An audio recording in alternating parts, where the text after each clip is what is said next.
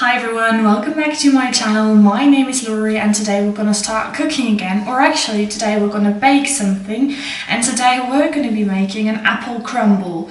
Now this is a recipe that I saw on Sam Holland's Instagram page. I have made a recipe from Sam before. He has some really nice recipes on his Instagram account, so definitely go and check that out. It will be linked down below.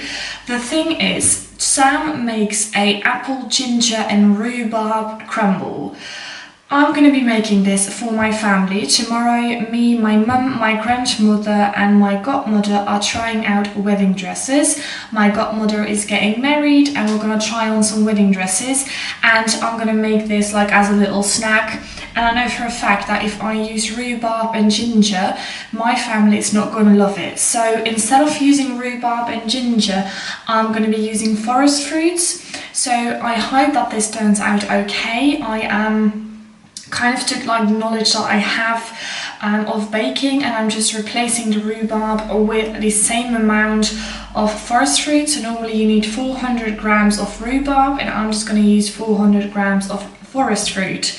I already took everything out. We needed a kilogram of apples, so that is 6 apples. We needed the juice and the zest of 1 orange, a little bit of sugar, and then obviously 400 grams of forest fruit. For the topping, we needed a handful of oats, a handful of granola, 320 grams of flour. We needed 230 grams of sliced butter, 200 grams of sugar and 7 nut biscuits. Sam in his recipe uses ginger nut biscuits, and I tried so hard to find that in our store. I'm not from England and I don't think that we have that in Belgium, or maybe just the local stores in the area of my apartment don't have that. So I got some oat biscuits, also because I only need like 7 of those and it's a really big pack of biscuits and I don't want to throw biscuits away and I really like those ones. So yeah, that's what I got. We're gonna just get started. I already weighed out everything because I thought that was gonna be a little bit annoying for you guys to watch. I'm going to take this big bowl as a garbage bin and we're going to get started with the first steps. Step number 1 is preheating our oven to 180 degrees. So I am starting with that, 180. What we need to do next is we're going to peel our apples and we're going to roughly chop them. So let's start by cutting up our apples. I'm going to take a plate, put them in as well. So I'm going to put that to the side and we're going to start by peeling them. I know there are different ways that you can do this, but I'm just going to peel them with like this, like a rasp. I don't know, the different ways that you can do this. I'm going to do it like this.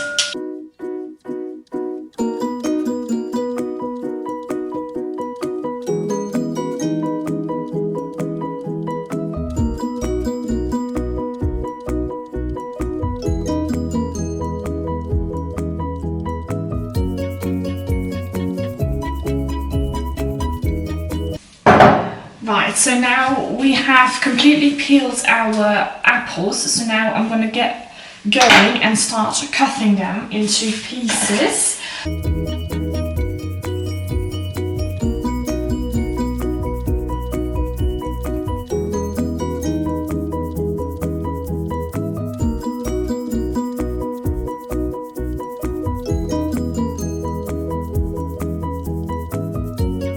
So we have our apples roughly chopped up, and that basically means that our mise en place is ready because we don't need to chop up anything else. So that's pretty easy actually. What we need to do now is we need to put our apples, our forest fruit, or orange juice and zest and a little bit of sugar. We need to put that on the fire, like on the stove, until it's soft.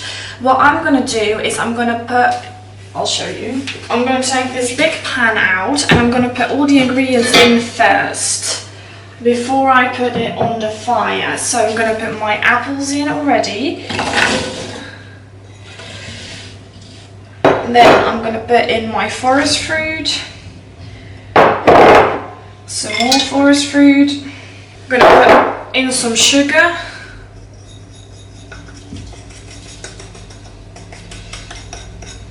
now we're gonna put in our orange juice and our zest from our orange as well, which means that we're gonna have to cut our onion.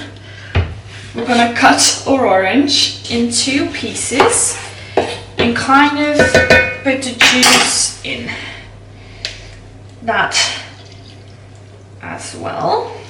I'm just realizing that I'm doing this really wrongly, because now it's going to be really hard to get my zest in. I just realized that. So with the other side, we're going to do it differently. This is going to be way easier.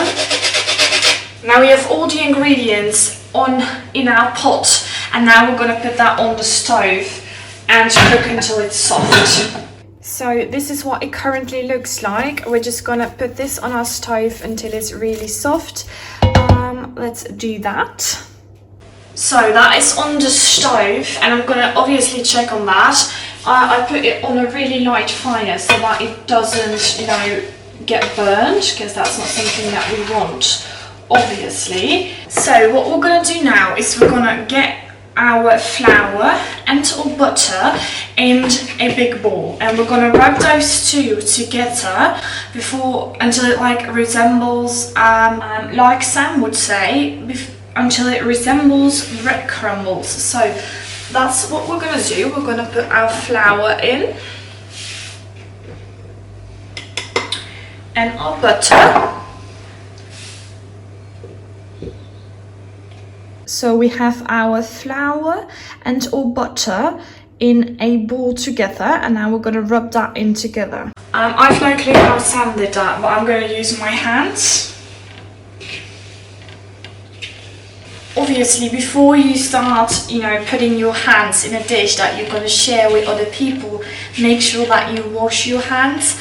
I always wash my hands before I start preparing any kind of food, but also during. I will kind of wash my hands during as well. So obviously, really important that if you prepare food for other people, wash your hands before you're going to touch it with your hands. I feel like that's a really important thing. So that looks pretty good. I'm going to rinse off my hands real quick. We're going to stir through our apples and our forest fruit on the stove real quick. So now our flour and butter looks like breadcrumbs. I'm going to show you what it looks like close up.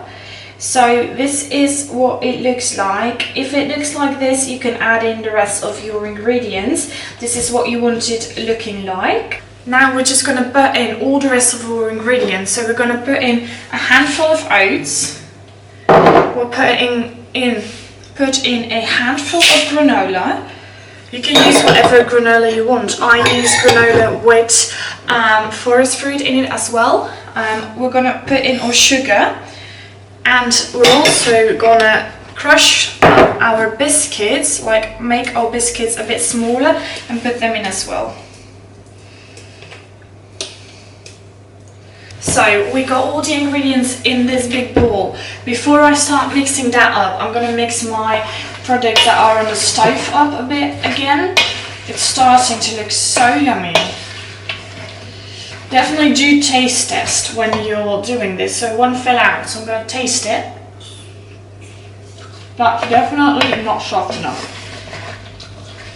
And it's a bit too bitter. So I'm going to add in a little bit of caster sugar because it's a little bit too bitter. Now we are going to mix up our topping. Just really gently mix that up. If it nicely mixed up, this is what you're going to get. So it looks really good. And then my apples, and this is what the filling looks like. It's starting to look so yummy, so good.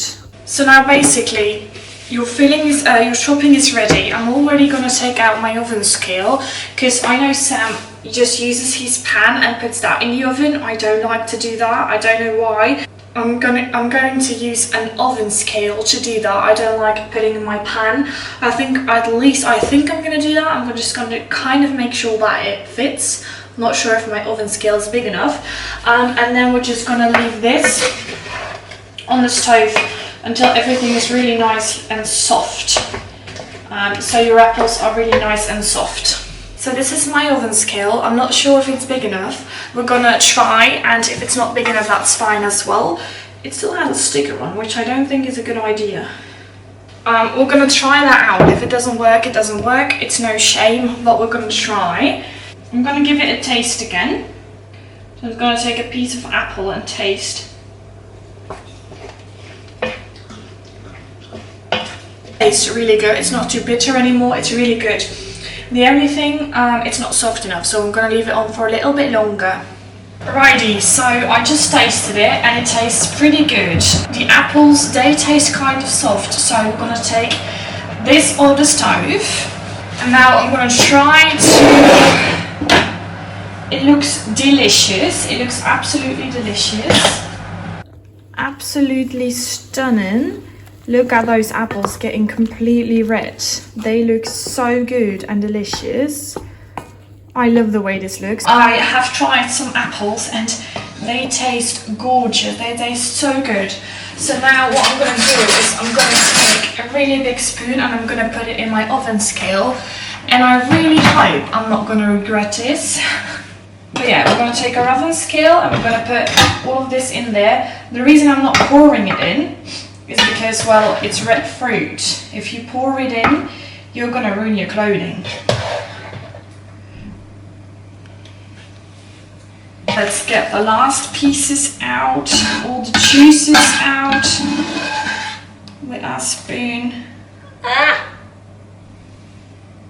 Oh, thank the Lord, that was not on my clothing. I would have freaked out.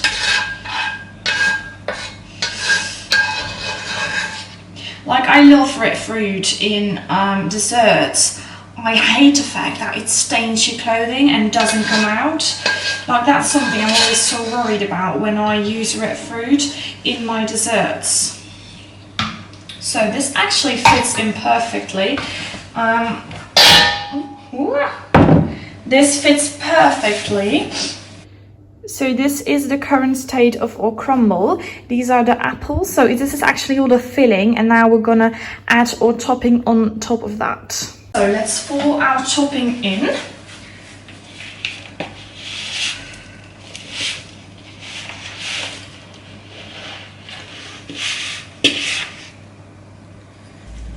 Oh, it's looking so good. I'm so stoked. How good does that look?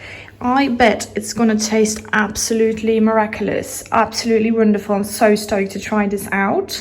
What we're gonna do, last step before we put it in the oven, we're gonna get some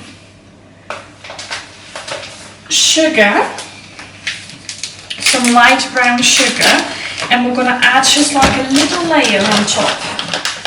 Just like sprinkle some sugar on top. And now for the magical moment, we're gonna put this in the oven now, which I'm so stoked about because that means that it's almost done. My oven was preheated at 180 degrees. And now we're gonna put in our delicious food.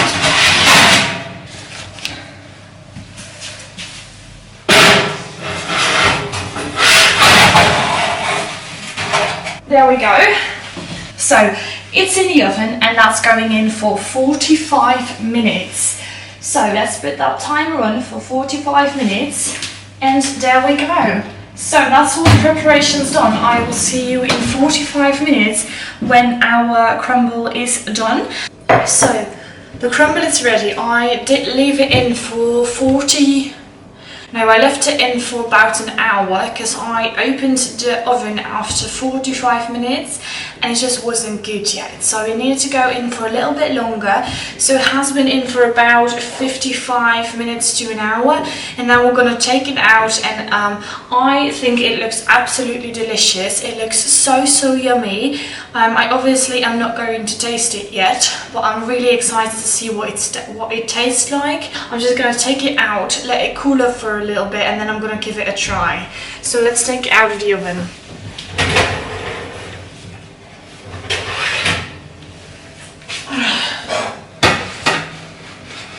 It is looking pretty good. I have to tell you, it's looking good. I feel like maybe the crumble could have been a bit harder, but after all I think it looks really good and really yummy. So I can't wait to give it a try.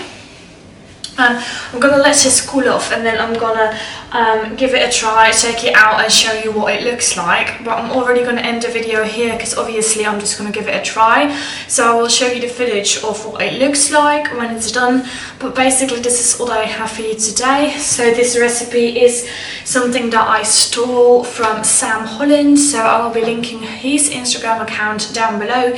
You can definitely check out his personal Instagram account as well as his food Instagram account, because Sam has some delicious recipes that he posts online, and I definitely recommend you try them out because he has some really good recipes. In the future I'm definitely going to be making some more of his recipes because I just think like he's a really good chef, and he makes some awesome recipes.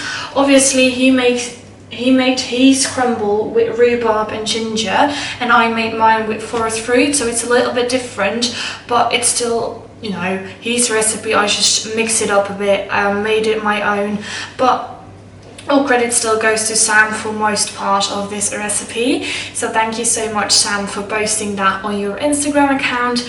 This is all that I have for you guys this week. I will see you on Wednesday with another video. Bye.